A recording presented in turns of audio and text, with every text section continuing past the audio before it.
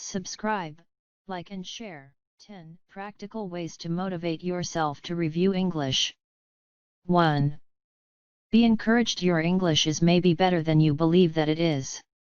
Lamentably, bunches of English understudies have a negative point of view on their English aptitudes.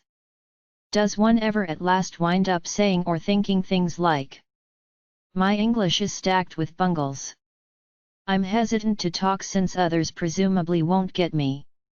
I've been perusing for a generous length of your time, yet my English stays dreadful." I can permit you to know earnestly your English is most likely going better than you imagine. Since the educator here at Espresso English, I've identified with decent numerous understudies. I write a few homework errands from understudies in my courses. So I can say with sureness that the more noteworthy a piece of your doing mind-blowing in English. For sure, there's space to improve. However, starting at now have extraordinary English capacities, and that I can understand your talking and creating. That is a tremendous accomplishment. So if you just will, when all is said and done, have an espresso evaluation of your English, attempt to dispose of those negative thoughts by focusing on what you'll have the option to do, not what you can't do yet. 2. Never compare your English skills to others. One explanation that numerous English students have a coffee assessment of their aptitudes is that they are contrasting themselves with local English speakers or different students who have got wind of familiarity.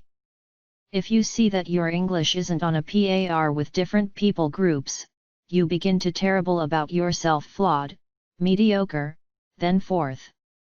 Try to not analyze it isn't reasonable. Local English talking grown UPS have had 20+ long stretches of being submerged in English 24 hours on a daily basis. We've watched an oversized number of long stretches of TV in English, we've had forever and on a daily basis of guidance at school, read huge amounts of books in English, and took an interest in a very great many discussions in English. That is an unlimited little bit of leeway. If you had such an understanding, you would be an area speaker, as well. So contrasting yourself, as an English student, to a neighborhood English speaker doesn't bode well. Learning a language further down the road is an alternate encounter and cannot be contrasted with being raised as a neighborhood speaker since birth. You must likewise abstain from contrasting yourself with other English students. The reality of the matter is that everyone is exclusive. Some people normally learn quicker, some people normally learn all the more gradually. Some people have put extra time in examining, others have considered on and off. Some students have had superb instructors, different students experienced issues finding an honest educator or technique. Attempt to not balance your English aptitudes with anyone else's. Basically center around your progression. 3. Try to not take mistakes so seriously / personally. Mix-ups they'll cause you to hesitant to utilize your English, they'll likewise cause you to feel embarrassed when somebody remedies you, they speak to your inability to understand the standards of English, isn't that so? Wrong. Missteps possibly have all that power on the off chance that you just permit them to own such force. The objective of learning English is to convey, and also the truth of the matter is that numerous missteps don't harm correspondence. For instance, on the off chance that you just state it depends on the climate instead of the proper form it relies upon the climate, everybody will, in any case, get you, and many won't notice the tiny blunder. On the off chance that you just state I live here for an extended time instead of the correct form I've lived here for an extended time or I've been living here for an extended time, individuals will at the present realize what you're stating. If you state I have a swimming attract my patio instead of pool, an articulation blunder, everybody will comprehend what you implied because of the setting of the sentence. Indeed, we want to handle these so you'll be able to talk all the more impeccably. In any case, would you be able to see that these slip ups aren't so genuine? That's the explanation. You should not beat yourself up, ponder yourself. Some of the time you create a greater blunder that causes a correspondence issue. This is often normal. It is a piece of learning a language. Simply try and explain the difficulty utilizing different words. Give some thought to an alternate, more straightforward approach to state what you would like to state.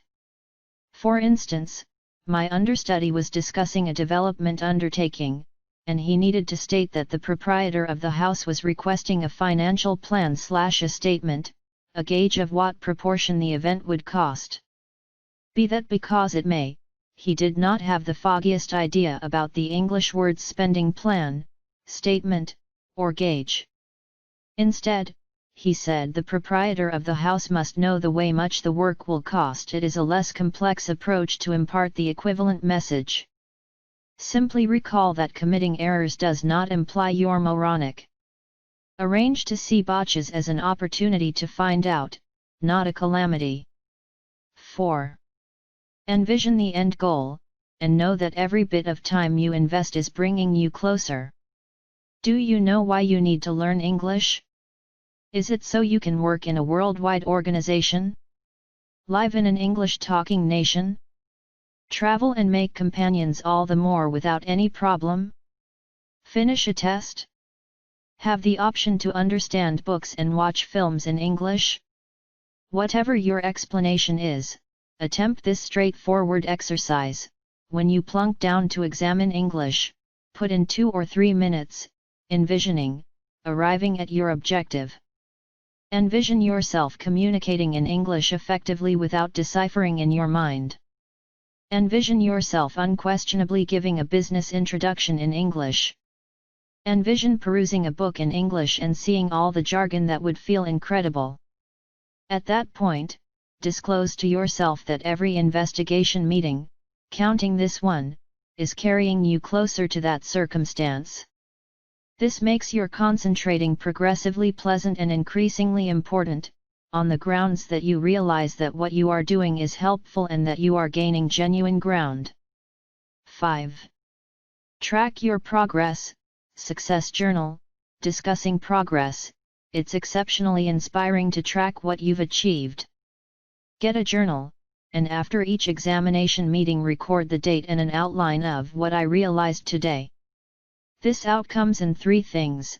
The demonstration of recording it strengthens it in your memory. Seeing the notepad top off with information empowers you that you are learning a great deal and gaining ground. Having the notepad makes it simple to return and survey things you've concentrated already. 6. At the point when you feel lazy, just take a baby step. An infant step is a little activity. Learning English is a big venture that can take numerous years, and now and again you simply feel debilitated and sluggish. You basically would prefer not to contemplate that day. Rather than deduction, gracious man, I need to do an hour of English examination, and I truly don't feel like it / don't have time. Reveal to yourself you'll simply do one tiny thing. For instance, I'll peruse in English for only 5 minutes. I'll watch one espresso English video on YouTube. I'll tune into only one melody in English and look into any words I don't have the foggiest idea. I'll learn just 5 jargon words or figures of speech. At the point when you take a child step to contemplate English, one of 2 things will occur. Following a couple of moments, you'll finish and feel like you achieved something, despite the fact that you don't have any additional time or inspiration, or following a couple of moments, you'll get into it and feel spurred to proceed and concentrate somewhat more. The hardest part is frequently beginning. In any case, in the event that you take an infant step, you'll unquestionably get the hang of something and you may recapture your inspiration all the while. 7. Plan for breaks, but also plan to come back. Some English students are excessively hard on themselves at the end of the day. They have very elevated requirements for themselves and they never enjoy a reprieve. They have an inclination that they should concentrate each day, and in the event that they miss a day, at that point they feel like a disappointment. Obviously, I suggest considering English as regularly as could reasonably be expected. It's particularly acceptable on the off chance that you can make it part of your day-by-day schedule and propensities. Be that as it may, we as a whole need breaks. On the off chance that you have a bustling day, it's okay to avoid your considering, simply make a point to return to it the following day. In case you're traveling for 7 days, it's okay not to take a gander at English. Unwind and make the most of your excursion. At that point continue your examinations a short time later. The key is consistently to return to English. Don't let yourself get so bustling that you neglect to read for a considerable length of time and months. On the off chance that you have a bustling season at work or school, have a go at concentrating just once per week as opposed to trying and bombing each day. Discover a cadence that works for your way of life, and be adaptable enough to change it when important. 7. Plan for breaks, but also plan to come back. Some English students are excessively hard on themselves as such. They have very elevated requirements for themselves and they never enjoy a reprieve. They incline that they should concentrate each day, and if they miss a day, at that point they feel like a disappointment. I suggest examining English as regularly as could be expected under the circumstances. It's particularly acceptable if you can make it part of your everyday schedule and propensities. In any case, we as a whole need breaks. On the off chance that you have a bustling day, it's okay to skirt your considering, simply make a point to return to it the following day. In case you're traveling for 7 days, it's okay not to take a gander at English. Unwind and make the most of your getaway. At that point continue your investigations subsequently. The key is consistently